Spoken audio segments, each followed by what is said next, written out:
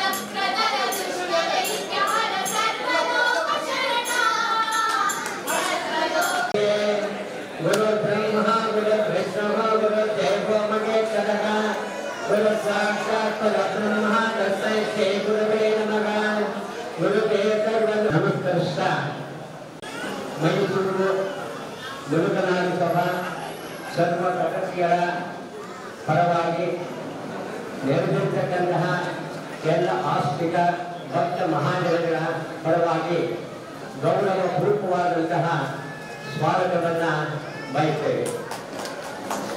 ಶಾರದಾ ದೇವಿಯ ಶಿಬಿರವನ್ನು ಅಂಗೀಕರಿಸಿ ಈ ದಿನ ಭಕ್ತ ಪೂಜೆಯನ್ನು ಆಶೀರ್ವದಿಸಲಿಕ್ಕೆ ಇಲ್ಲಿಗೆ ವಿಜೃಂಭಿಸಿದ್ದಾರೆ. ಅವರಿಗೆ ತಮ್ಮೆಲ್ಲರ ಪರವಾಗಿ ನಮ್ಮ ಹೃತ್ಪೂರ್ವಕವಾದಂತಹ ಗೌರವಪೂರ್ವಕವಾದಂತಹ ಅವರ ಆಧಾರದಿಂದಲೇ ನಾವು ಹಿರಿಯರ ಅನೇಕರು ಇಲ್ಲಿಗೆ ಆಗಮಿಸಿದ್ದಾರೆ. ವೇದ ವಿದ್ಯಾ ಪಂಡಿತರು ಆಗಮಿಸಿದ್ದಾರೆ. ಸಮುದಾಯ ವರ್ಗದವರು ಬಂದಿದ್ದಾರೆ. ಶಿಷ್ಯ ಕೋಟಿ ಬಂದಿದ್ದಾರೆ. ಎಲ್ಲರಿಗೂ ಕೂಡ ಆ ಗುರುಗಳು ನಾನು ಸ್ವಾಗತ ಸಮಿತಿಯ ಪರವಾಗಿ ಹೃತ್ಪೂರ್ವಕವಾದಂತಹ ಸ್ವಾಗತವನ್ನು ಬಯಸ್ತೇನೆ. ಹರಿ ಗುರುಗಳು ಶ್ರೀ ಗುರುಗಳು. ಈಗ ನಾವು ಗುರುಗಳಿಗೆ ಭಕ್ತಿ ಪೂರ್ವಕವಾಗಿ ಸಮರ್ಪಣೆ ಮಾಡಬೇಕು ಎಂಬತಕ್ಕಂತಹ ನಮ್ಮ ಅಭಿವಂದನಾ ಪತ್ರವನ್ನು ನಾವು ನಮ್ಮ ಸಮಿತಿಯ ಕಾರ್ಯದರ್ಶಿಗಳಾದಂತಹ ಅದನ್ನು ಸಮರ್ಪಣೆ ಮಾಡ್ತಾ ಇದ್ದೇವೆ. ತಾವೆಲ್ಲರೂ ಶಾಂತಚಿತ್ತರಾಗಿ ತದೇಕ ಚಿತ್ತದಿಂದ ಆ ಒಂದು ಅಭಿವಂದನಾ ಪತ್ರದಲ್ಲಿ ಏನಿದೆಯೋ ಅದನ್ನು ಆಲಿಸಬೇಕು ಅಂತ ಹೇಳಿ ತಮ್ಮೆಲ್ಲರನ್ನ ನಾನು ಕೇಳ್ಕೊಳ್ತೇನೆ. ಶ್ರೀ ಗುರುಭ್ಯೋರ್ನಮಃ. ಸ್ವಸ್ತಿರ್ಮಾನುಷೇಭ್ಯ. ಮೈಸೂರು ಮುರುಘನಾಡ ಸಭಾ ಸದಾಶಿವ ಸಮಾರಂಭ ಶಂಕರಾಚಾರ್ಯರತ್ನ ಅಸ್ಮದಾಚಾರ್ಯ ಪರ್ಯಂತಂ ವಂದೇ ಗುರು ಪರಂಪರಾ. ಶ್ರೀಮತ್ ಪರಮಹಂಸ ಪರಿವ್ರಾಜಕಾಚಾರ್ಯವರ್ಯ ಪದವಾಕ್ಯ ಪ್ರಮಾಣ ಪಾರಾವಾರ ಪಾರೀಣ ಯಮನಿಯಮಾಸನ ಪ್ರಾಣಾಯಾಮ ಪ್ರತ್ಯಾಹಾರ ಧಾರಣಾಧ್ಯಾನ ಸಮಾಧ್ಯಷ್ಟಾಂಗ ಯೋಗಾನುಷ್ಠಾನ ತಪಶ್ಚಕ್ರವರ್ತಿ ಅನಾಧ್ಯ ವಿಚ್ಛಿನ್ನ ಶ್ರೀ ಶಂಕರಾಚಾರ್ಯ ಗುರು ಪರಂಪರಾ ಪ್ರಾಪ್ತ ಷಡ್ದರ್ಶನ ಸ್ಥಾಪನಾಚಾರ್ಯ ವ್ಯಾಖ್ಯಾನ ಸಿಂಹಾಸನಾಧೀಶ್ವರ ಸಕಲ ನಿಗಮಾಗಮ ಸಾರ ಹೃದಯ ಸಾಂಖ್ಯತ್ರಯ ಪ್ರತಿಪಾದಕ ವೈದಿಕ ಮಾರ್ಗ ಪ್ರವರ್ತಕ ಸರ್ವತಂತ್ರ ಸ್ವತಂತ್ರ ಆದಿರಾಜಧಾನಿ ವಿದ್ಯಾನಗರ ಮಹಾರಾಜಧಾನಿ ಕರ್ನಾಟಕ ಸಿಂಹಾಸನ ಪ್ರತಿಷ್ಠಾಪನಾಚಾರ್ಯ ಶ್ರೀಮತ್ ರಾಜಾಧಿರಾಜಗುರು ಭೂಮಂಡಲಾಚಾರ್ಯ ಋಷ್ಯಶೃಂಗ ಪರವರಾಧೀಶ್ವರ ತುಂಗಭದ್ರಾ ತೀರವಾಸಿ ಶ್ರೀಮದ್ ವಿದ್ಯಾಶಂಕರ ಪಾದ ಪದ್ಮಾರಾಧಕ ಶ್ರೀಮದ್ ಜಗದ್ಗುರು ಶ್ರೀಮದ್ ಅಭಿನವ ವಿದ್ಯಾತೀರ್ಥ ಮಹಾಸ್ವಾಮಿ ಗುರು ಕರಕಮಲ ಸಂಜಾತ ಶ್ರೀಮದ್ ಜಗದ್ಗುರು ಶ್ರೀ ಶ್ರೀ ಭಾರತೀ ತೀರ್ಥ ಮಹಾಸ್ವಾಮಿ ಗುರು ಕರಕಮಲ ಸಂಜಾತ ಜಗದ್ಗುರು ಶ್ರೀ ಶ್ರೀ ವಿಧುಶೇಖರ ಭಾರತೀ ಸಂವಿಧಾನಗಳವರ ದಿವ್ಯ ಚರಣ ಕಮಲಗಳಲ್ಲಿ ಮೈಸೂರು ಮುರುಘನಾಡು ಸಭೆಯ ಸರ್ವ ಸದಸ್ಯರು ಶ್ರದ್ಧಾಭಕ್ತಿಪೂರ್ವಕವಾಗಿ ಸಾಷ್ಟಾಂಗ ಪ್ರಣಾಮಗಳನ್ನು ಸಲ್ಲಿಸುತ್ತಾ ಸಮರ್ಪಿಸುತ್ತಿರುವ ಅಭಿವಂದನಾ ಪತ್ರ.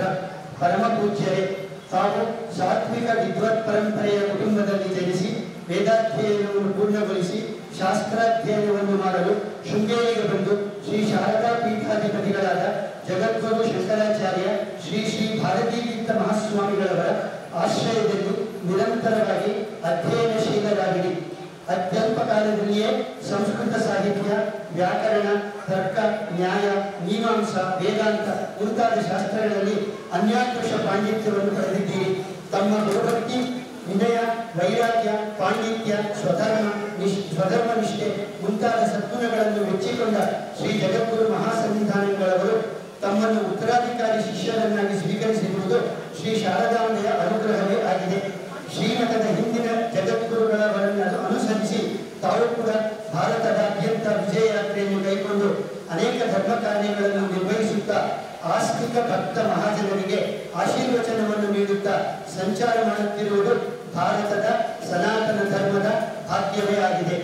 ತಮ್ಮ ಅನುಗ್ರಹ ಮತ್ತು ಶ್ರೀಮಠದ ಮಾರ್ಗದರ್ಶನದಲ್ಲಿಯೇ ಮೈಸೂರು ಮುಲಕನಾಡು ಮಹಾಸಭೆಯಲ್ಲಿ ವಿವಿಧ ಪೂಜಾ ಕಾರ್ಯಕ್ರಮಗಳು, ಲಕ್ಷಾರ್ಚನೆ, ಹೋಮ ಹವನಾದಿಗಳು, ಹಬ್ಬ ಹರಿದಿನಗಳ ಶಾಸ್ತ್ರೋಕ್ತ ಆಚರಣೆ, ಸದ್ಗುರುಗಳ ಜಯಂತಿ, ವರ್ಧಂತಿ ಹಾಗೂ ಆರಾಧನೆಗಳ ಆಚರಣೆ, ಸುಂದರ ಕಟ್ಟಡ ನಿರ್ಮಾಣ ಇತ್ಯಾದಿ ಕಾರ್ಯಚಟುವಟಿಕೆಗಳು ನಿಯತವಾಗಿ ನಡೆಯುತ್ತಿರುವ ವಿಷಯವನ್ನು ತಮ್ಮ ಅವಗಾಹನೆಗೆ ತರಲು ಬಯಸುತ್ತೇವೆ. ಶ್ರೀ ತ್ಯಾಗರಾಜರ ಆರಾಧನೆ, ಶ್ರೀರಾಮನವಮಿ, ಸಂಸ್ಕೃತಿ ಶಿಬಿರ, ಶ್ರೀ ಶಂಕರ ಭಗವತ್ಪಾದರ ಜಯಂತಿ, ವಿದ್ವತ್ ಸನ್ಮಾನ, ಗುರುಪೂರ್ಣಿಮೆ ಮತ್ತು ಆಚಾರ್ಯ ಸನ್ಮಾನ, ಸಾಮೂಹಿಕ ಉಪಕ್ರಮ, ದಸರಾ ಮಹೋತ್ಸವ, ಧಾತ್ರಿ ಹವನ ಮತ್ತು ಲಲಿತಾ ಸಹಸ್ರನಾಮಾರ್ಚನೆ, ಪ್ರತಿಭಾ ಪುರಸ್ಕಾರ ವಿತರಣೆ, ಗೀತಾ ಜಯಂತಿ, ವೇದ ಪಾಠದ ತರಗತಿಗಳು, ಮಾಸಪತ್ರಿಕೆ ಮತ್ತು ಪುಸ್ತಕ ಪ್ರಕಟಣೆ ಮುಂತಾದ ಕಾರ್ಯಕ್ರಮಗಳು ನಿರಂತರವಾಗಿ ನಡೆಯುತ್ತಿರುವುದು ಫಲಪ್ರದವಾಗಿದೆ. ಮುಲಕನಾಡು ಸಮುದಾಯದ ಸಂಸ್ಕೃತಿ, ಆಚಾರ ವಿಚಾರಗಳು, ಪ್ರಾರ್ಥನೆ ವಿವರಗಳು ಇತ್ಯಾದಿಗಳ ಆಚರಣೆ ಮತ್ತು ಸಂರಕ್ಷಣೆ ಮಾಡುವ ಕೆಲಸವನ್ನು 4 ದಶಕಗಳಿಂದಲೂ ಸಭೆಯು ನಡೆಸಿಕೊಂಡು ಬರುತ್ತಿದೆ. ಪರಮ ಪೂಜ್ಯ ಗುರುವರಿಯರೇ, ತಾವು ತಮ್ಮ ಈ ಬಾರಿಯ ಮೈಸೂರು ಮತ್ತಿತರ ಪ್ರದೇಶಗಳ ವಿಜಯ ಯಾತ್ರೆಯ ಸುಸಂದರ್ಭದಲ್ಲಿ ನಮ್ಮಲ್ಲಿಗೂ ಆಗಮಿಸಿ ನಮ್ಮನ್ನು ಅನುಗ್ರಹಿಸಿ ಆಶೀರ್ವದಿಸುತ್ತಿರುವುದು ನಿಜಕ್ಕೂ ನಮ್ಮ ಸೌಭಾಗ್ಯವೇ ಆಗಿದೆ. ತಮ್ಮ ದರ್ಶನ ಹಾಗೂ ಆಶೀರ್ವಚನದಿಂದ ನಾವು ಧನ್ಯರಾಗಿದ್ದೇವೆ. ತಮ್ಮ ಹಾಗೂ ಮಹಾಸನ್ನಿಧಾನಗಳವರ ಕೃಪೆ, ಅನುಗ್ರಹ ಹಾಗೂ ಆಶೀರ್ವಾದಗಳು ನಮಗೆ ಶ್ರೀರಕ್ಷೆಯಾಗಿರಲೆಂದು ವಿನ್ನವಿಸಿಕೊಳ್ಳುತ್ತಾ ಸಾಷ್ಟಾಂಗ ಪ್ರಣಾಮಗಳೊಂದಿಗೆ ಮೈಸೂರು ಮುಲಕನಾಡು ಸಭೆಯ ಸರ್ವ ಸದಸ್ಯರ ಪರವಾಗಿ ಈ ಅಭಿವಂದನಾ ಪತ್ರವನ್ನು ತಮ್ಮ ಶ್ರೀಚರಣಗಳಲ್ಲಿ ನಾವು ಸಮರ್ಪಿಸುತ್ತಿದ್ದೇವೆ. ಶ್ರೀ ಶೋಭಕೃತ್ನಾಮ ಸಂವತ್ಸರ ಫಾಲ್ಗುಣ ಬಹಳ ಅಷ್ಟಮಿ ಮಂಗಳವಾರ 2ನೇ ಏಪ್ರಿಲ್ 2024. ಇಂದು ಅಧ್ಯಕ್ಷರು, ಕಾರ್ಯಕಾರಿ ಸಮಿತಿಯ ಸದಸ್ಯರು ಹಾಗೂ ಮುಲಕನಾಡು ಸಮುದಾಯದ ಸರ್ವ ಸದಸ್ಯರು. ಹರಿಪುರ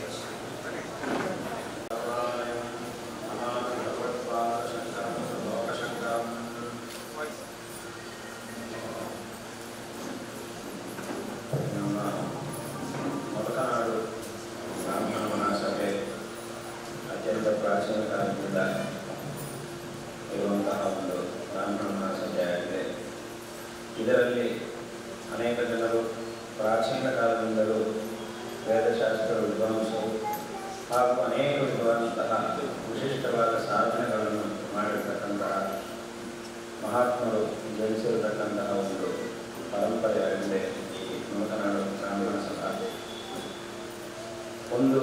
ಇದರ ಒಂದು ಅತ್ಯಂತ ಹೆಮ್ಮೆಯ ಒಂದು ವಿಷಯ ಅಂತ ಕೇಳಿದರೆ, ಈ ಸಮಾಜದ ಒಂದು ಹೆಮ್ಮೆಯ ವಿಷಯ ಅಂತ ಕೇಳಿದರೆ,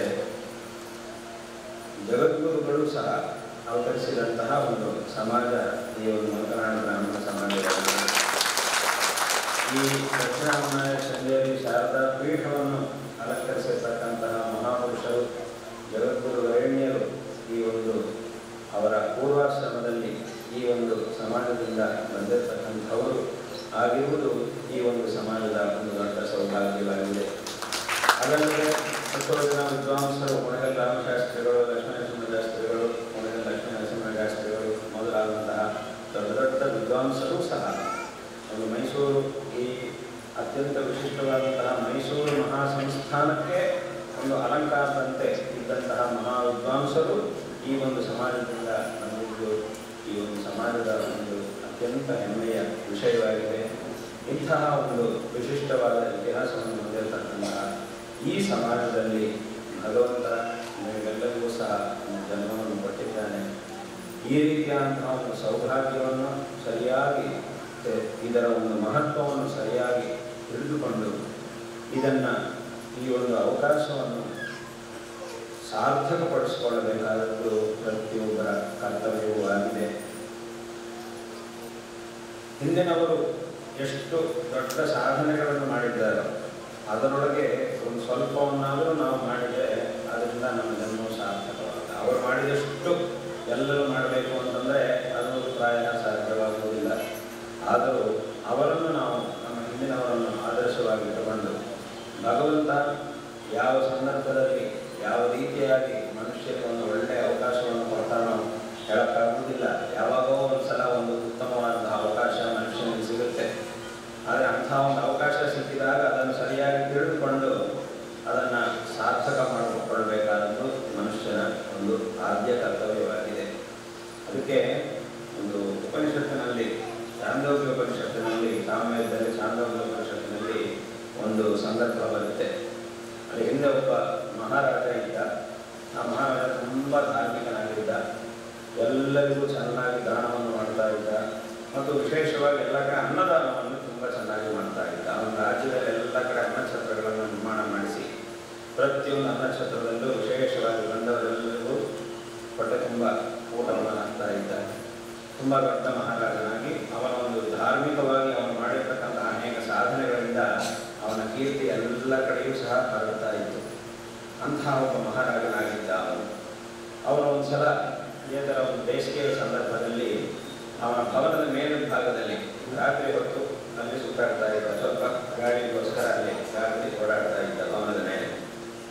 ಆಗ ಆಕಾಶ ಮಾರ್ಗದಲ್ಲಿ ಒಂದು ಹಂಸಗಳ ಗುಂಪು ಆಕಾಶದಲ್ಲಿ ಹಾಕೊಂಡು ಹೋಗ್ತಾ ಇತ್ತು. ಹೋಗುವಾಗ ಈ ಹಂಸಗಳು ಅಥವಾ ಆ ಜಾತಿಯ ಪಕ್ಷಿಗಳು ಹಾಕೊಂಡು ಹೋಗುವಾಗ ಆಕಾಶದಲ್ಲಿ ಈಗಲೂ ನಾವು ನೋಡ್ಬೋದು ಹೇಗಿರುತ್ತೆ ಅಂದರೆ ಒಂದರ ಹಿಂದೆ ಒಂದು, ಅದರ ಹಿಂದೆ ಒಂದು, ಅದರ ಹಿಂದೆ ಒಂದು, ಈಗ ಸಾಲಾಗಿ ಒಂದರ ಹಿಂದೆ ಒಂದು ಹಾಕೊಂಡು ಹೋಗ್ತಾ ಇರ್ತಾರೆ. ಹೀಗೆ ಹಾಕೊಂಡು ಹೋಗ್ತಾ ಇರುವಾಗ ಸರಿಯಾಗಿ ಇವನ ಭವನ ಬಂತು ಕೆಳಗೆ. ಆ ಎದುರು ಮುಂದುಗಡೆ ಎಲ್ಲದಕ್ಕಿಂತ ಪ್ರಥಮವಾಗಿ ಹಾರ್ತಾ ಇರತಕ್ಕಂತಹ ಒಂದು ಪಕ್ಷಿಯನ್ನು ಕುರಿತು, ಹಂಸವನ್ನು ಕುರಿತು ಹಿಂದೆ ಇರತಕ್ಕಂತಹ ಹಂಸ ಹೇಳಿತು, ಏಯ್ ನೀನು ಮುಂದೆ ಹೋಗ್ತಾ ಇದ್ದಿ, ಈ ದಾರಿಯಲ್ಲಿ ಹೋಗಬೇಡ, ಸ್ವಲ್ಪ ಪಕ್ಕದಿಂದ ಹೋಗು. ಯಾಕೆಂತಂದರೆ ಇದೇ ದಾರಿಯಲ್ಲಿ ಹೋದರೆ ಕೆಳಗಡೆ ಆ ಮಹಾರಾಜನ ಭವನ ಇದೆ. ಅವನು ಮಾಡಿರ್ತಕ್ಕಂತಹ ಧರ್ಮಾಚರಣೆ ಒಂದು ದೊಡ್ಡ ಅಗ್ನಿಯಂತೆ ಅವನಲ್ಲಿ ಪ್ರಜ್ವಲಿಸ್ತಾ ಇದೆ. ಆ ಒಂದು ಅಗ್ನಿಯು ಅವನು ಮಾಡಿರ್ತಕ್ಕಂತಹ ಧರ್ಮಾನುಷ್ಠಾನ ಅತ್ಯಂತ ಪ್ರಖರವಾಗಿದೆ. ಅವನು ಮಾಡಿರ್ತಕ್ಕಂತಹ ಆ ಧರ್ಮಾನುಷ್ಠಾನದಿಂದ ಅವನಿಗೆ ಬಂದಿರುವಂತಹ ಒಂದು ಪ್ರಭಾವ ಅದು ಒಂದು ದೊಡ್ಡ ಅಗ್ನಿ ಆಗಿದೆ. ಅದನ್ನ ನೀನೇನಾದ್ರೂ ಆ ಭವನದ ಮೇಲೆ ಹಾಕೊಂಡು ಹೋಗ್ಬಿಟ್ರೆ ಆ ಅಗ್ನಿಗೆ ನೀನು ಸುಟ್ಟೋಗ್ಬೇಕಾಗಿರುತ್ತೆ. ಅದರಿಂದ ಸುಟ್ಟೋಗ್ಬೇಕಾಗಿ ಬರುತ್ತೆ. ಅದರಿಂದ ಅಲ್ಲಿಂದ ಹೋಗಬೇಡ, ಸ್ವಲ್ಪ ಪಕ್ಕದಿಂದ ಹೋಗು ಅಂತ ಈ ಪಕ್ಷಿ ಹೇಳುತ್ತೆ. ಆಗ ಮುಂದುಗಡೆ ಇರುವಂತಹ ಹಂಸ ಹೇಳುತ್ತೆ, ನಾನು ಯಾವುದಕ್ಕೂ ಹೆದರುವುದಿಲ್ಲ. ಅವನ ಪ್ರಭಾವ ತುಂಬ ಜಾಸ್ತಿಯಾಗಿ ಇರಬಹುದು, ಆದರೆ ಇವನಿಗಿಂತಲೂ ತುಂಬ ಪ್ರಭಾವಶಾಲಿಯಾದ ವ್ಯಕ್ತಿ ಇನ್ನೊಂದು ಕಡೆ ಒಬ್ಬ ಇದ್ದಾನೆ.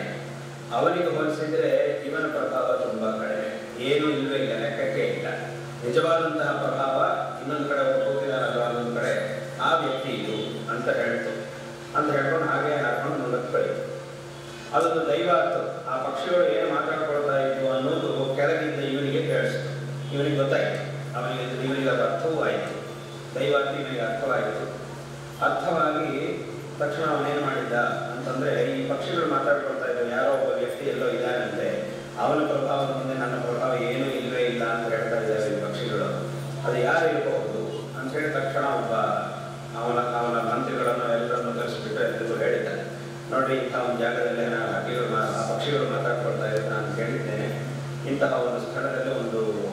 ಮರ ಇದೆ. ಆ ಮರದ ಕೆಳಗೆ ಅವರು ಕೂತಿರ್ತಾರಂತೆ. ಅವ್ರ ಪಕ್ಕದಲ್ಲಿ ಒಂದು ಸಣ್ಣದೊಂದು ಗಾಡಿ ಇಟ್ಕೊಂಡಿರ್ತಾರೆ. ಅದರ ಪಕ್ಕದಲ್ಲಿ ಅವರು ಕೂತಿರ್ತಾರೆ. ರಥ ಇರುತ್ತೆ ಸಣ್ಣದು, ಅದರ ಪಕ್ಕದಲ್ಲಿ ಅವರು ಕೂತಿರ್ತಾರಂತೆ. ಅಂತಹ ವ್ಯಕ್ತಿ ಎಲ್ಲಿದ್ದಾರೆ ಅಂತ ನೀವೆಲ್ಲ ಹುಡ್ಕೊಂಡು ಬನ್ನಿ ಅಂತ ಹೇಳಿ ಎಲ್ಲರನ್ನು ಕಳಿಸಿದ್ರು. ಎಲ್ಲರೂ ಎಲ್ಲ ಕಡೆ ಹುಡುಕಿದ್ರು. ಹುಡುಕಿದ ಮೇಲೆ ಒಂದು ಕಡೆ ಒಬ್ಬರು ಸಿಕ್ಕಿದ್ರು. ಅವರು ಒಬ್ಬರೇ ಕೂತಿದ್ರು, ಏನೂ ಇಲ್ಲ. ಅವ್ರ ಪಾಟಿಗೆ ಅವರನ್ನು ಕೂತ್ಕೊಂಡಿದ್ರು. ಇವರೆಲ್ಲ ಹೋಗ್ಬಿಟ್ಟು ಹೇಳಿದ್ರು, ನಮ್ಮ ಮಹಾರಾಜರು ನಿಮ್ಮನ್ನ ಕರ್ಕೊಂಡು ಬರ್ಲಿಕ್ಕೆ ಹೇಳಿದ್ದಾರೆ ಅಂತ ಹೇಳಿದ್ರು. ಆಗ ಅವ್ರು ಹೇಳಿದ್ರು, ನಾನು ಯಾವ ಮಹಾರಾಜರ ಹತ್ರನೂ ಬರುವುದಿಲ್ಲ, ನಾನಿಲ್ಲಿ ಚೆನ್ನಾಗಿದ್ದೀನಿ, ಮಹಾರಾಜರಿಂದ ನನಗೇನು ಆಗಬೇಕಾಗಿಲ್ಲ, ನಾನಿಲ್ಲೇ ಇರ್ತೀನಿ. ಇದನ್ನು ಕೇಳಿದ ಮೇಲೆ ಸ್ವಯಂ ಮಹಾರಾಜನ ಹೊರಟು ಇವರ ಹತ್ರಕ್ಕೆ ಬಂದಿದ್ದ. ಇವರ ಹತ್ರ ಮಾತಾಡಿದ, ತಾವು ತುಂಬ ದೊಡ್ಡವರು ಅಂತ ನಾನು ಕೇಳಿದ್ದೇನೆ, ನನ್ನ ಕಿವಿಗೆ ಬಿದ್ದಿದೆ, ಆದ್ದರಿಂದ ತಾವೇನಾದರೂ ನನಗೆ ಅನುಗ್ರಹ ಮಾಡಿ ನನಗೇನಾದರೂ ಉಪದೇಶ ಮಾಡಬೇಕು ಅಂತ ಕೇಳಿದೆ. ಆಗ ಮೊದಲು ಅವರು ಹೇಳಲಿಲ್ಲ, ಅವರು ಉಪದೇಶ ಮಾಡಲಿಲ್ಲ. ಈಗ ಇಲ್ಲಪ್ಪ ಅದೆಲ್ಲ ಆಗುವುದಿಲ್ಲ ಅಂತ ಹೇಳಿದ್ರು. ಮತ್ತೆ ಇವನು ತುಂಬ ವಿಶೇಷವಾಗಿ ಪ್ರಾರ್ಥನೆ ಮಾಡಿ ಮತ್ತೆ ಕೇಳಿದ ಮೇಲೆ ಅವನಿಗೆ ಅವರು ಒಂದು ವಿದ್ಯೆಯನ್ನು ಉಪದೇಶ ಮಾಡ್ತಾರೆ. ಅದನ್ನೇ ಉಪನಿಷತ್ತಿನಲ್ಲಿ ಸಂಪರ್ಕ ವಿದ್ಯಾ ಎಂಬುದಾಗಿ ಹೇಳ್ತಾರೆ. ಸಂಪರ್ಕ ವಿದ್ಯಾ ಅನ್ನುವಂತಹ ಒಂದು ವಿದ್ಯೆ ಇದೆ. ಅದು ಛಾಂದೋಗ್ಯ ಉಪನಿಷತ್ತಿನಲ್ಲಿ ಬರುತ್ತೆ. 4ನೇ ಅಧ್ಯಾಯದಲ್ಲಿ ಇದರ ಬಗ್ಗೆ ಬರುತ್ತೆ. ಆ ಉಪದೇಶ ಮಾಡಿರ್ತಕ್ಕಂತಹ ವ್ಯಕ್ತಿಯ ಹೆಸರು ರೈಕ್ವ ಅಂತ ಆ ಮಹರ್ಷಿಯ ಒಂದು ಹೆಸರು. ಆ ಮಹಾರಾಜನ ಹೆಸರು ಜಾನಶ್ರುತಿ ಅಂತ ಆ ಮಹಾರಾಜನ ಹೆಸರು. ಆ ರೈಕ್ವರ ಒಂದು ಪ್ರಭಾವ ಎಂಥದ್ದು, ಅವರು ಮಹಾ ತಪಸ್ವಿಗಳಾಗಿದ್ದರು. ಅವರ ಒಂದು ತಪಸ್ಸು, ಅವರ ಒಂದು ತಪಪ್ರಭಾವ ಎಷ್ಟು ಇತ್ತು ಅಂತಂದರೆ, ಅವರು ಒಂದ್ಸಲ ರಾಮೇಶ್ವರದಲ್ಲಿ, ಪುರಾಣದಲ್ಲಿ ಬರುತ್ತೆ ಅವರ ಬಗ್ಗೆ, ಅವರೊಂದ್ಸಲ ರಾಮೇಶ್ವರದಲ್ಲಿ ಯಾತ್ರೆಯನ್ನು ಮಾಡ್ತಾ ಇರುವಾಗ ಅವರಿಗೆ ಅಂದರೆ ಅವರ ಕಾಲು ಸ್ವಲ್ಪ ನಡೀಲಿಕ್ಕೆ ಅಷ್ಟು ಸಾಧ್ಯವಾಗ್ತಿರಲಿಲ್ಲ, ಆ ರೀತಿಯಾಗಿತ್ತು ಸ್ವಲ್ಪ. ಆದರೆ ಅವರ ತಪಸ್ಸಿನ ಪ್ರಭಾವ ಮಾತ್ರ ಅಪಾರವಾಗಿತ್ತು. ಅವರೊಂದ್ಸಲ ರಾಮೇಶ್ವರದಲ್ಲಿದ್ದಾಗ ಅವರ ಮನಸ್ಸಿಗೆ ಸಂಕಲ್ಪ ಬಂತು, ನಾನು ಈಗ ಗಂಗಾ ಯಮುನಾ ಸರಸ್ವತಿ ನದಿಗಳಲ್ಲಿ ಸ್ನಾನ ಮಾಡಬೇಕು ಅಂತ ಅವರ ಒಂದು ಸಂಕಲ್ಪ ಬಂತು. ಆದರೆ ಇವರಿರುವುದು ರಾಮೇಶ್ವರದಲ್ಲಿ, ಗಂಗಾ ಯಮುನಾ ಸರಸ್ವತಿ ನದಿಗಳು ಉತ್ತರ ಭಾರತದಲ್ಲಿ ಎಷ್ಟೋ 1000 ಕಿಲೋಮೀಟರ್ ಪ್ರಯಾಣ ಮಾಡಿ ಹೋಗಬೇಕು. ಆದರೆ ಇವರಿಗೆ ಮನಸ್ಸಿನಲ್ಲಿ ಸಂಕಲ್ಪ ಬಂತು. ಇವರಿಗೆ ಮನಸ್ಸಿನಲ್ಲಿ ಸಂಕಲ್ಪ ಬಂದ ತಕ್ಷಣವೇ ಆ ಗಂಗಾ ಯಮುನಾ ನದಿಗಳೇ, ಗಂಗಾ ಯಮುನಾ ಸರಸ್ವತಿ ನದಿಗಳೇ ಭೂಮಿಯ ಒಳಭಾಗದಿಂದ ಇವರ ಮುಂದೆ ಬಂದು 3 ತೀರ್ಥಗಳಾಗಿ ಪ್ರತ್ಯಕ್ಷಗಳಾದವು. ಅಂತಹ ಒಂದು ಪ್ರಭಾವ ಆ ರೈಕ್ವ ಮಹರ್ಷಿಗಳದ್ದು. ಅವರ ಹತ್ರಕ್ಕೆ ಇವನು ವಿದ್ಯೆಯನ್ನು ಕೇಳಿದಾಗ, ತುಂಬ ಅವರ ಸೇವೆಯನ್ನು ಮಾಡಿದಾಗ ಅವರು ಅವನಿಗೆ ಉಪದೇಶವನ್ನು ಮಾಡ್ತಾರೆ. ಆ ಸಂಪರ್ಕ ವಿದ್ಯೆ ಅನ್ನುವಂತಹ ಒಂದು ವಿದ್ಯೆಯನ್ನು ಉಪದೇಶ ಮಾಡ್ತಾರೆ. ಇದು ಅಲ್ಲಿರುವಂತಹ ಒಂದು ಕಥೆ. ಈ ಕಥೆಯನ್ನು ಈಗ ಪ್ರಕೃತದಲ್ಲಿ ಯಾಕೆ ಹೇಳ್ತಾ ಇದ್ದೀನಿ ಅಂತಂದರೆ, ಇಲ್ಲಿ ವಾಸ್ತವವಾಗಿ ಆ ಹಂಸಗಳು ಮಾತಾಡಿಕೊಂಡಿದ್ದು, ಆ ಹಂಸಗಳ ಮಾತನ್ನು ಕೇಳಿದ ಮೇಲೆ ಇವರಿಗೊಂದು ಪ್ರವೃತ್ತಿ ಬಂತು. ಆ ಪ್ರವೃತ್ತಿಯಿಂದ ಅವರನ್ನು ಹುಡುಕೊಂಡು ಹೋದ, ಅವರಿಂದ ಉಪದೇಶವನ್ನು ಪಡ್ಕೊಂಡಿದ್ದಾನೆ. ಇವನ ಜನ್ಮ ಸಾರ್ಥಕವಾಯಿತು. ಆದರೆ ವಾಸ್ತವವಾಗಿ ಆ ಹಂಸಗಳ ರೂಪದಲ್ಲಿ ಬಂದಿದ್ದು ಬೇರೆ ಯಾರೋ ಅಲ್ಲ, ಅವನ ರಾಜ್ಯದಲ್ಲಿ ಅವನಿಂದ ತುಂಬ ಉಪಕಾರವನ್ನು ಪಡ್ಕೊಂಡಿರ್ತಕ್ಕಂತಹ ಋಷಿಗಳು ಯಾರಿದ್ರೋ ಅವರುಗಳು ಆ ಹಂಸಗಳ ರೂಪದಲ್ಲಿ ಆವತ್ತಿನ ದಿವಸ ಅಲ್ಲಿಗೆ ಬಂದಿದ್ದರು. ಆ ಹಂಸಗಳ ರೂಪದಲ್ಲಿ ಅಲ್ಲಿಗೆ ಬಂದು ಅವನಿಗೆ ಬೇಕು ಅಂತೇಳಿ ಅವನಿಗೆ ಕೇಳಿಸುವ ಹಾಗೆ ಈ ರೀತಿಯಂತಹ ಮಾತುಗಳನ್ನು ಆಡಿದರು. ಯಾಕೆ ಅಂತಂದರೆ ಅವನು ಬರೀ ಧರ್ಮಾಚರಣೆ ಎಲ್ಲವನ್ನೂ ಮಾಡಿದ್ದಾನೆ, ಇದೇ ಕೊನೆಯದು ಅಂತ ತಿಳ್ಕೊಂಡಿದ್ದಾನೆ. ಆದರೆ ಅವನು ತಿಳ್ಕೊಳ್ಬೇಕಂತ ತತ್ವ ಇನ್ನೂ ತುಂಬ ಇದೆ. ಈ ಧರ್ಮಾಚರಣೆ ಒಂದು ತುಂಬ ದೊಡ್ಡ ಮಟ್ಟಕ್ಕಾಗಿದೆ. ಇನ್ನು ಅವನು ಆ ತತ್ವ ಮಾರ್ಗದಲ್ಲಿ ಹೋಗಬೇಕು. ಆ ಹೋಗಬೇಕು ಅಂತಂದ್ರೆ ಅವನೊಂದು ಪ್ರವೃತ್ತಿ ಬರಬೇಕು. ಆ ಪ್ರವೃತ್ತಿ ಉಂಟಾಗುವಂತೆ ಅವನಿಗೆ ಮಾಡಬೇಕು. ಹಾಗೆ ಮಾಡಿದರೆ ಅವನಿಗೆ ನಾವು ಇನ್ನೂ ದೊಡ್ಡ ಉಪಕಾರ ಮಾಡಿದ ಹಾಗಾಗುತ್ತೆ ಅಂತ ಅವರೆಲ್ಲರೂ ಸಹ ಯೋಚನೆ ಮಾಡಿ ಆ ಹಂಸಗಳ ರೂಪದಲ್ಲಿ ಅಲ್ಲಿಗೆ ಬಂದರು. ಅವನಿಗೆ ಕೇಳಿಸುವ ಹಾಗೆ ಮಾತಾಡಿದರು. ಅವನು ಸಹ ಆ ಮಾತುಗಳನ್ನು ಕೇಳಿಕೊಂಡು ಏನು ಮಾಡಿದ್ದಾನೆ ಅಂತಂದರೆ, ಈ ಹಂಸಗಳು ಮಾತುಕೊಂಡಿದ್ದೆಲ್ಲ ನಾನು ಯಾಕೆ ಕೇಳಬೇಕು, ನನಗಿಂತ ದೊಡ್ಡವರು ಯಾರಿರ್ತಾರೆ, ಯಾರು ದೊಡ್ಡವರು ಇರಲಿಕ್ಕೆ ಸಾಧ್ಯವಿಲ್ಲ, ನಾನೇ ಎಲ್ಲರಿಗಿಂತ ದೊಡ್ಡವನು ಅಂತ ತಿಳ್ಕೊಂಡು ಭಾವಿಸಲಿಲ್ಲ. ವಾಸ್ತವವಾಗಿ ಇಷ್ಟು ಧರ್ಮಾಚರಣೆ ಮಾಡಿದವನಾದರೂ, ಇಷ್ಟು ದೊಡ್ಡ ಪ್ರಭಾವಶಾಲಿ ಆಗಿದ್ದರೂ ಅವನು ಆ ರೀತಿಯಾಗಿ ಭಾವಿಸಲಿಲ್ಲ. ತಕ್ಷಣ ಅವನೇನು ಮಾಡಿದ್ದಾನೆ, ನನಗಿಂತ ದೊಡ್ಡವರು ಇದ್ದಾರೆ, ಒಬ್ಬರು ಮಹಾಪುರುಷರಿದ್ದಾರೆ ಅಂತಂದರೆ ನಾನು ಅವರ ಹತ್ರಕ್ಕೆ ಹೋಗಲಿ ಅನ್ನುವಂತಹ ಪ್ರವೃತ್ತಿ ಅವನಿಗೆ ಬಂತು. ಅದರಂತೆ ಹೋದ. ಅವರಿಂದ ಆ ವಿದ್ಯೆಯನ್ನು ಕಲಿತಿದ್ದ. ಅವನ ಜನ್ಮವು ಸಾರ್ಥಕವಾಯಿತು. ಇದನ್ನು ಯಾಕೆ ಹೇಳಕ್ಕೆ ಬಂದೆ ಅಂತಂದರೆ, ಜೀವನದಲ್ಲಿ ಈ ರೀತಿಯಾದಂತಹ ಸಂದರ್ಭಗಳು ಅನೇಕ ವಿಧವಾಗಿ ಮನುಷ್ಯನಿಗೆ ಒಂದರ ನಂತರ ಒಂದು ಬರ್ತಾ ಇರುತ್ತೆ. ಆ ಸಂದರ್ಭವನ್ನು ಸರಿಯಾಗಿ ಮನುಷ್ಯನು ಅರ್ಥ ಮಾಡಿಕೊಂಡು ವಿವೇಕಶಾಲಿಯಾಗಿದ್ದು, ಅಂದರೆ ಏನು, ಮನುಷ್ಯನು ಇರುವಂತಹ ಸ್ಥಿತಿಯಿಂದಲೂ ಇನ್ನೂ ಉತ್ತಮವಾದಂತಹ ಸ್ಥಿತಿಗೆ ಹೋಗಬೇಕು ಅಂತಂದರೆ ಅದಕ್ಕೆ ಬೇಕಾದಂತಹ ಒಂದು ವಾತಾವರಣವನ್ನು, ಒಂದು ಅವಕಾಶವನ್ನು ಭಗವಂತ ಆವಾಗ ನಮಗೆ ಕೊಡ್ತಾ ಇರ್ತಾನೆ.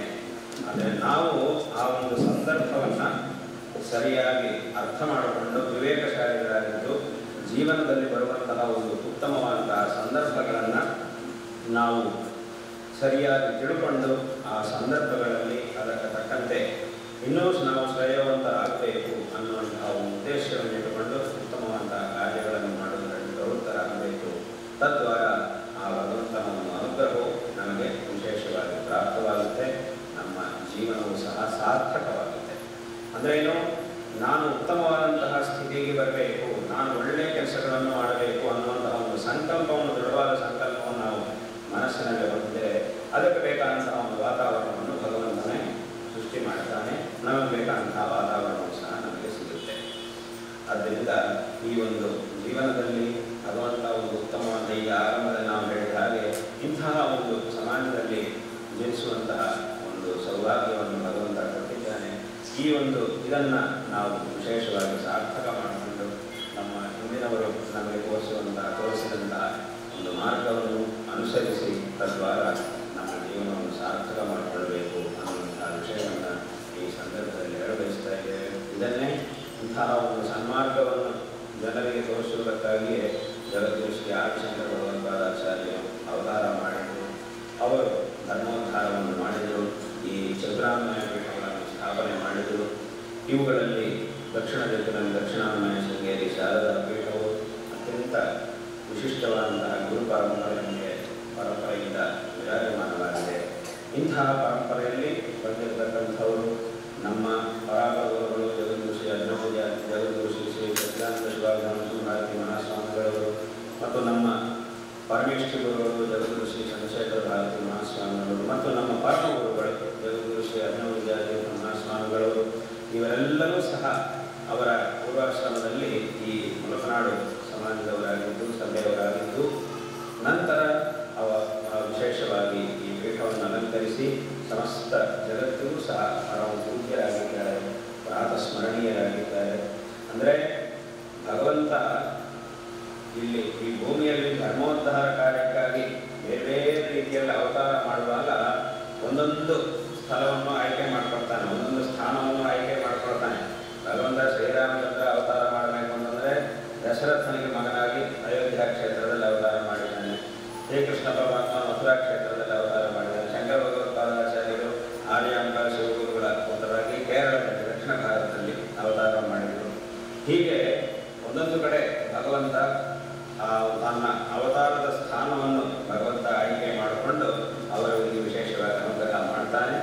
ಹೀಗೆ ಈ ರೀತಿಯಾಗಿ ಅದೇ ಭಗವಂತ ಪರಮಾತ್ಮನು ನಮ್ಮ ಪರಮಗುರುಗಳು, ಪರಮೇಶ್ವರಗಳು, ಪರಾಪರಗುರುಗಳು ಹೀಗೆ ಈ ಪೀಠದ ಆಚಾರ್ಯರ ಒಂದು ರೂಪದಲ್ಲಿ ಅವತಾರ ಮಾಡುವಾಗ ಇಂತಹ ಒಂದು ಸ್ಥಾನವನ್ನು ಆಯ್ಕೆ ಮಾಡಿಕೊಂಡು ಭಗವಂತ ಅವತಾರ ಮಾಡಿದ್ದಾನೆ. ಜಗದ್ಗುರುಗಳ ರೂಪದಲ್ಲಿ ಧರ್ಮ ಪ್ರಚಾರ ಕಾರ್ಯಗಳನ್ನು ಮಾಡಿದ್ದಾರೆ. ಹಾಗಾಗಿ ಇದನ್ನು ನಾವು ಚೆನ್ನಾಗಿ ತಿಳ್ಕೊಂಡು ನಮ್ಮ ಜೀವನದಲ್ಲಿ ನಮ್ಮ ಕರ್ತವ್ಯಗಳನ್ನು, ನಮ್ಮ ಪರಂಪರೆಯನ್ನು ಚೆನ್ನಾಗಿ ಕಾಪಾಡಿಕೊಂಡು ಜೀವನವನ್ನು ಸಾರ್ಥಕ ಮಾಡಿಕೊಳ್ಬೇಕು ಅನ್ನುವಂತಹ ಒಂದು ವಿಷಯವನ್ನು ಈ ಸಂದರ್ಭದಲ್ಲಿ ಹೇಳಬಯಸ್ತಾ, ಎಲ್ಲರಿಗೂ ಸಹ ಈ ಸಂದರ್ಭದಲ್ಲಿ ನಾವು ನಾರಾಯಣ ಸ್ಮರಣಪೂರ್ವಕವಾಗಿ ಆಶೀರ್ವಾದಗಳನ್ನು ಮಾಡ್ತಾ ಇದ್ದೇವೆ.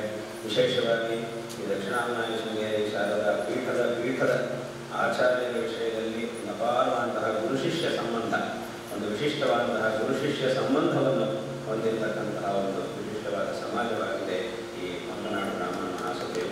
ಅದರಂತೆ ನಮ್ಮನ್ನು ಬರಬೇಕು ಅಂತ ಪ್ರಾರ್ಥನೆ ಮಾಡಿದ್ದೀರಿ, ಇವತ್ತಿಗೆ ಬಂದಿದ್ದೇವೆ.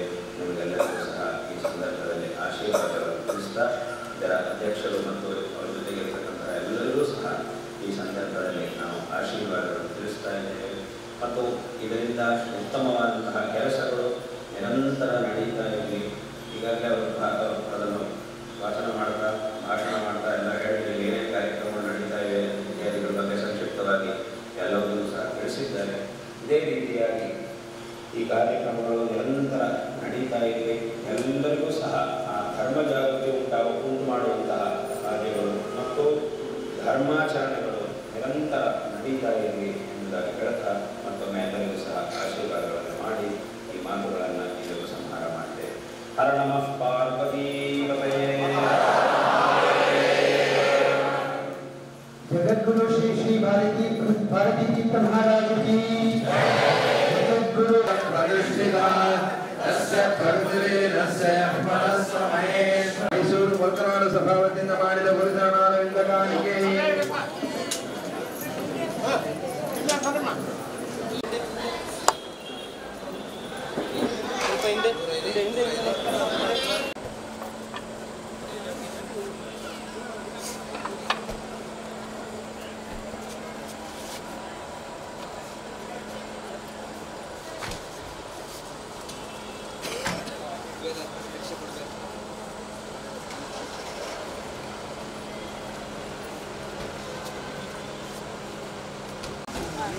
ಸರ್ ಹಿಂದೆ ಬನ್ನಿ ಸರ್.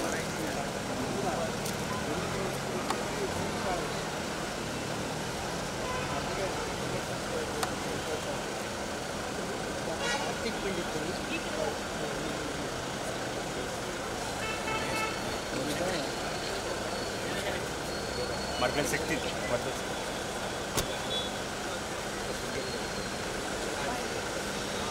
ಬನ್ನಿ ಸೈಡ್